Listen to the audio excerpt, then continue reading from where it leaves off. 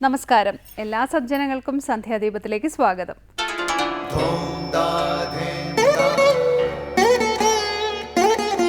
ശുഭം ഭവതു കല്യാണമായുസാരോഗ്യവർദ്ധനം സർവദുഃഖ വിനാശായ സന്ധ്യാദീപം നമോസ്തുതേ. നാമം ജപായനം പുണ്യം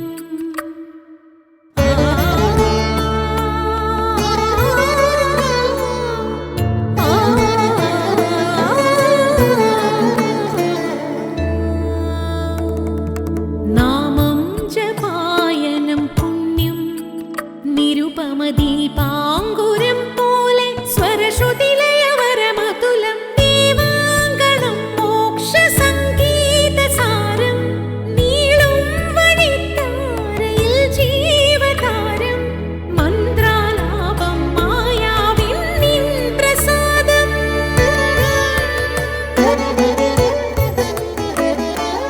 ഇരുൾ നീങ്ങിയുണരുന്ന തെളിനാളദീപം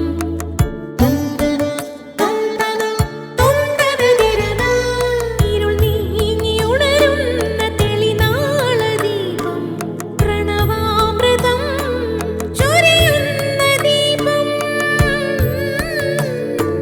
ദീപം ദീപം ദീപം ദീപം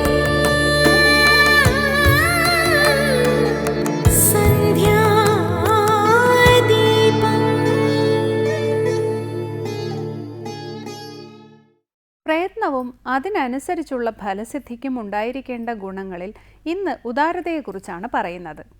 ഉദാരമായ മനസ്സുള്ള ആളിനെ വിശേഷിപ്പിക്കുന്നതാണ് സമുചാരചേത എന്ന്. ഉദാരമായ മനസ്സുള്ളയാൾ എന്നർത്ഥം.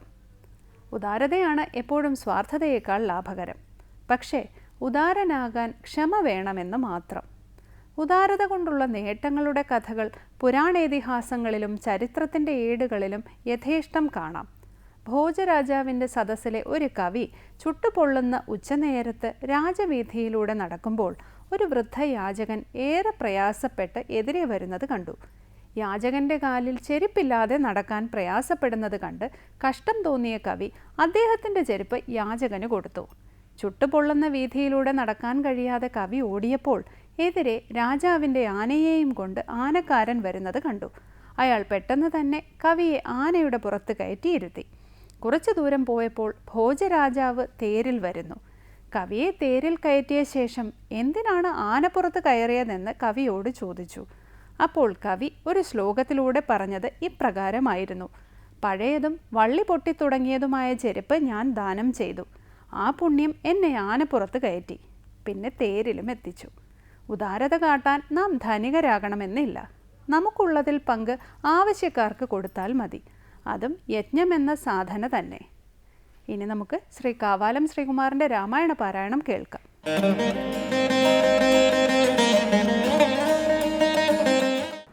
ഇങ്ങനെ ചെന്നു പാതാളേ നിശാചരർ തങ്ങൾ തങ്ങൾക്കുള്ള വല്ലഭമാരുമായി സന്തുഷ്ടരായി പല കാലം വസിച്ചിതു ചിന്തിച്ചിതേകദ തത്ര സുമാലിയും. എന്തൊരു വൃത്താന്തമുള്ളു ധരണിയിൽ ബന്ധുക്കളാരാനുമുണ്ടോ നമുക്കെന്നും അന്വേഷണം ചെയ്തറിയണം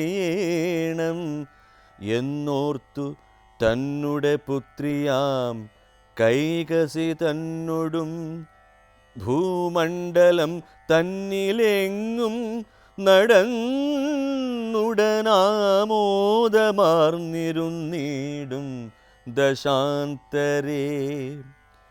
സിദ്ധദേവാപ്സരോഗ ഗന്ധർവ കിന്നര സിദ്ധദേവാപ്സരോ ഗന്ധർവ കിന്നര പ്രസ്തുതനാകിയ വൈശ്രവണൻ തദാ ലങ്കയിൽ നിന്നും പുറപ്പെട്ടു ഭൂഷണാലങ്കാരമോടു പിതാവിനെ വന്ദിപ്പാൻ പുഷ്പകമേറി വേഗേന പോകുന്നേരം അത്ഭുതമാറു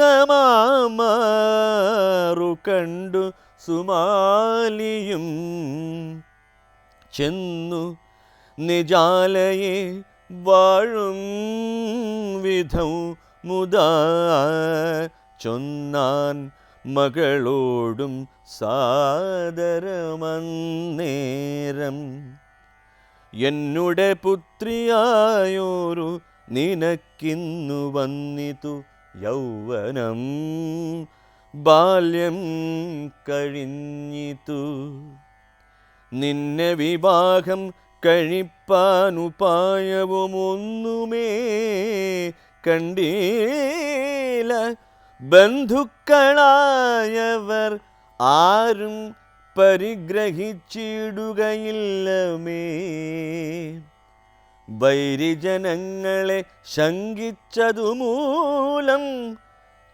കല്യാണവും കഴിച്ചാത്മാനുരൂപനാം വല്ലഭൻ തന്നോടുകൂടെ സുഖിച്ചു നീ നിത്യം വസിക്കുന്നതാഹന്ത കാണാഞ്ഞു ചിത്തേ മുഴുത്തൊരു സന്താപമുണ്ടുമേ. അടുത്തതായി രാമായണ ദർശനം. ബന്ധുക്കളായി ആരെങ്കിലും ഉണ്ടോ എന്നറിയാൻ സുമാലി തൻ്റെ മകൾ കൈകസിയുമായി പാതാളത്തിൽ നിന്നും ഭൂമിയിലെത്തി. ശൂന്യമായി കിടന്ന ലങ്കയിൽ അപ്പോൾ കഴിഞ്ഞിരുന്നത് വൈശ്രവണനും മറ്റുമായിരുന്നു. വൈശ്രവണൻ പുഷ്പക വിമാനത്തിൽ തൻ്റെ പിതാവായ വിശ്രവസനെ കാണാൻ പോകുന്നത് അത്ഭുതത്തോടെ സുമാലിയും മകളും നോക്കി നിന്നു. തുടർന്നുള്ള ഭാഗം സ്വാമി ചിദാനന്ദപുരി വിവരിക്കുന്നത് കേൾക്കാം.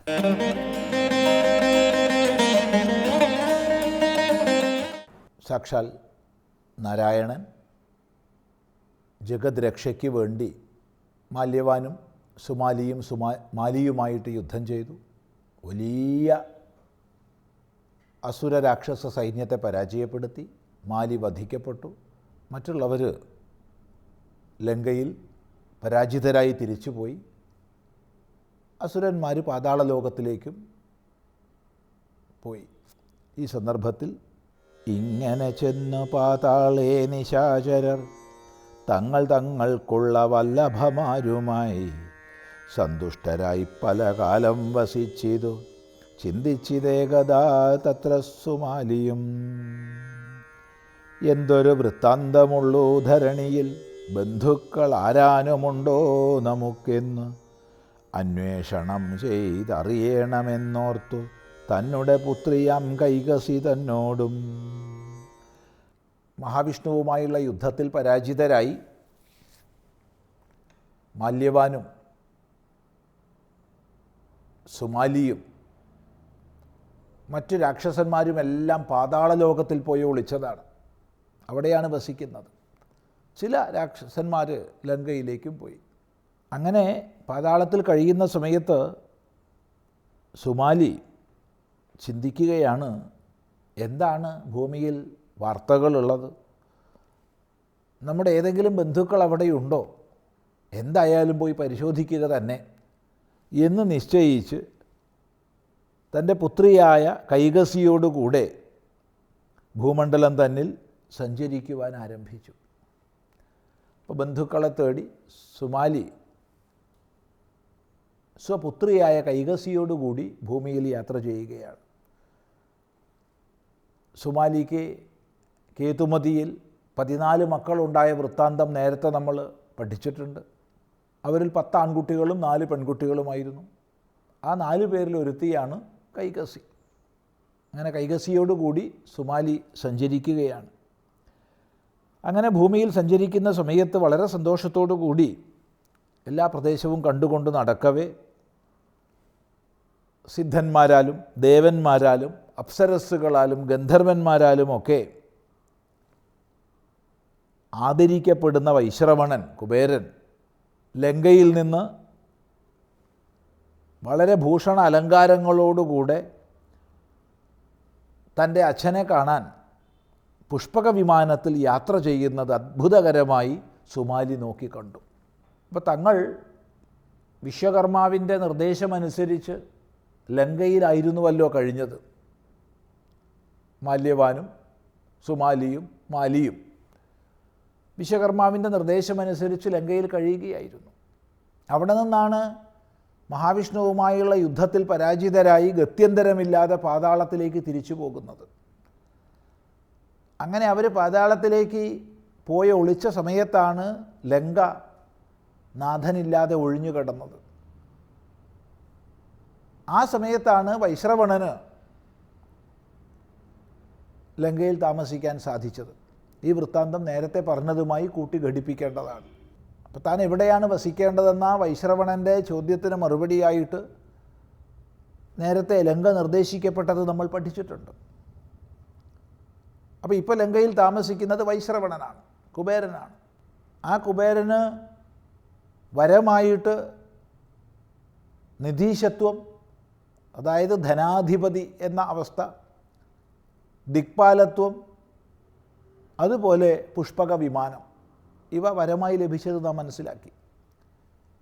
ആ പുഷ്പകത്തിലേറി വൈശ്രവണൻ തൻ്റെ പിതാവായ വിശ്രവസിനെ കാണാൻ വേണ്ടി പോവുകയാണ് ലങ്കയിൽ നിന്ന്. ഈ കാഴ്ച, അത്ഭുതകരമായ കാഴ്ച സുമാലി കണ്ടു. അത് കണ്ട് മകളോട് സാദരം പറയുകയാണ്. എന്നുടെ പുത്രിയായോരു നിനക്കിന്നു വന്നിതു യൗവനം ബാല്യം കഴിഞ്ഞിതു. നിന്നെ വിവാഹം കഴിപ്പാനുപായവും ഒന്നുമേ കണ്ടീല ബന്ധുക്കളായവർ. ആരും പരിഗ്രഹിച്ചിടുകയില്ലമേ വൈരിജനങ്ങളെ ശങ്കിച്ചതുമൂലം. കല്യാണവും കഴിഞ്ഞ് ആത്മാനുരൂപനാം വല്ലഭൻ തന്നോടുകൂടെ സുഖിച്ചു നീ. നിത്യം വസിക്കുന്നത് ആഹന്ത കാണാഞ്ഞു ചിത്തേ മുഴുത്തൊരു സന്താപമുണ്ടുമേ. അല്ലയോ മകളെ, കൈകസിയോട് സുമാലി പറയുകയാണ്. വൈശ്രവണൻ വിമാനത്തിൽ പോകുന്ന അത്ഭുതകരമായ കാഴ്ച കണ്ടിട്ടാണ് ഇപ്രകാരം പറയുന്നത്. അല്ലയോ മകളെ, നിനക്ക് യൗവനം മുഴുത്തല്ലോ. നിന്നെ വിവാഹം കഴിച്ച് പറഞ്ഞയക്കാൻ ഒരു വഴിയും ഞാൻ കാണുന്നില്ലല്ലോ. ബന്ധുക്കളായവരാരും ഉചിതമായ രീതിയിൽ നിന്നെ വിവാഹം കഴിക്കില്ല. കാരണം ദേവന്മാരിലുള്ള ഭയം കൊണ്ട്. നിനക്ക് അനുരൂപനായൊരു ഭർത്താവിനെ നേടി സന്തോഷമായി സുഖിച്ച് നീ താമസിക്കുന്നത് കാണാൻ ഞാൻ ആഗ്രഹിക്കുന്നു. അങ്ങനെ നിൻ്റെ വിവാഹം ഉചിതമായ രീതിയിൽ നടക്കാത്തത് കൊണ്ട് എനിക്ക് വലിയ ദുഃഖമുണ്ട് എന്ന് പറഞ്ഞ് തൻ്റെ ഇംഗിതം വെളിപ്പെടുത്തുകയാണ് സുമാലി പുത്രിയോട്. ആ ഭാഗം നമുക്ക് അടുത്ത പ്രാവശ്യം ശ്രദ്ധിക്കാം.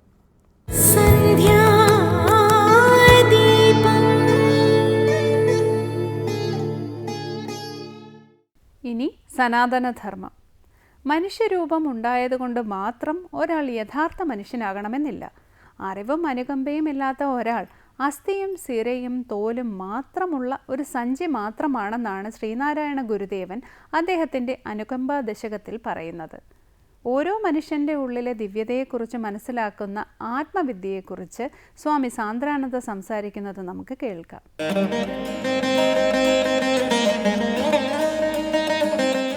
ശ്രീനാരായണ ഗുരുദേവൻ്റെ അനുകമ്പാ ദശകം എന്നുള്ള കൃതിയിൽ ഗുരു സൂചിപ്പിക്കുകയാണ്, അരുള് ഇല്ല എങ്കിൽ അസ്ഥി തോൽ സിര നാറുന്ന ഒരു ഉടമ്പ് താൻ അവൻ. ഒരു മനുഷ്യൻ്റെ അന്തസത്തയെക്കുറിച്ച് ഗുരു പ്രതിപാദിക്കുകയാണ്.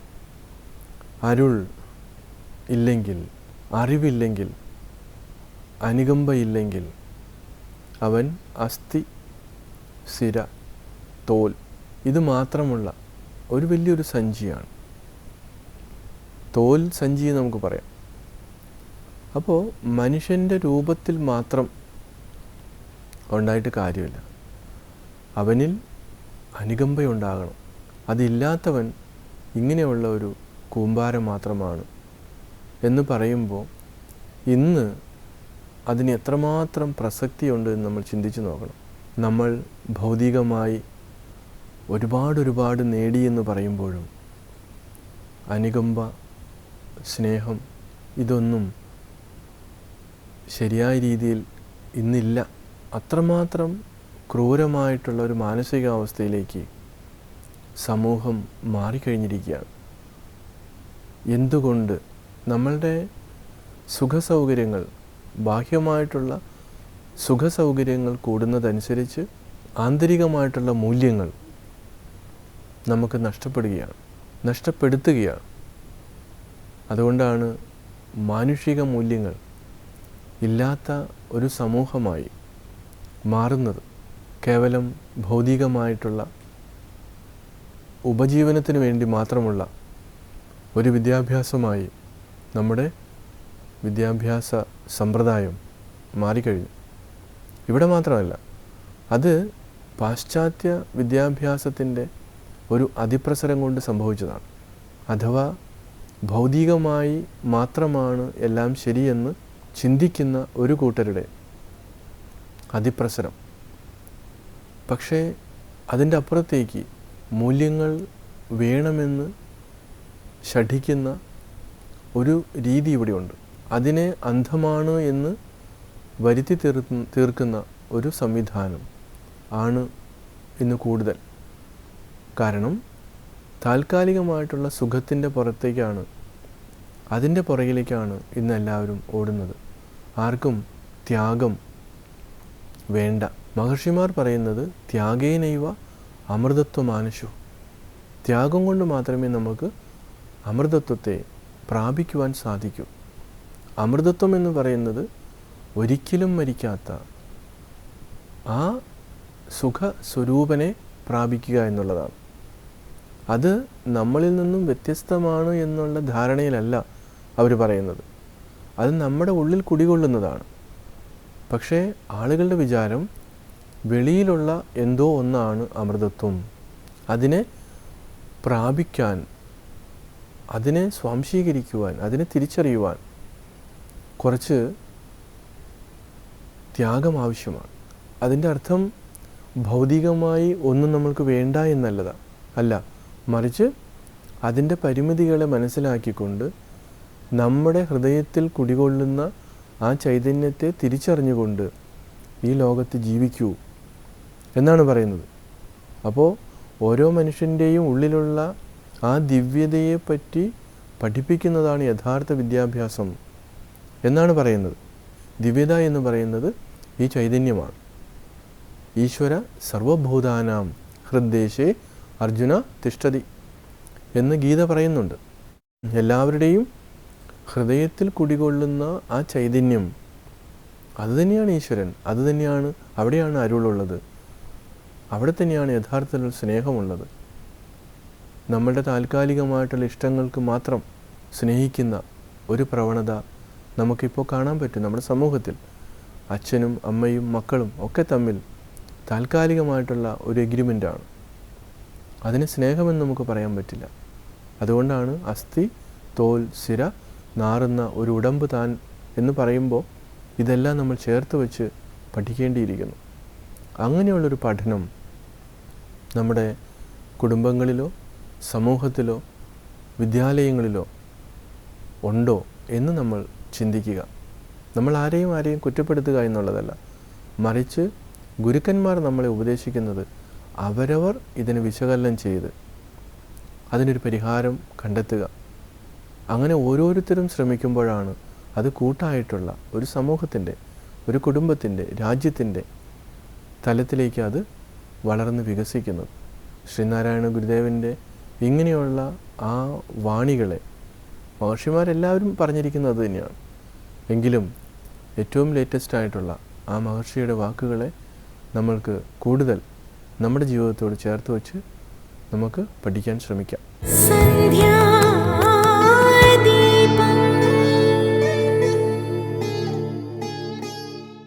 അടുത്തതായി ദീപാരാധനയാണ്. ക്ഷേത്ര സന്നിധിയിലെത്തി മംഗളാരതി തൊഴുത് ഇന്നത്തേക്ക് മടങ്ങാം. എല്ലാവർക്കും നമസ്കാരം.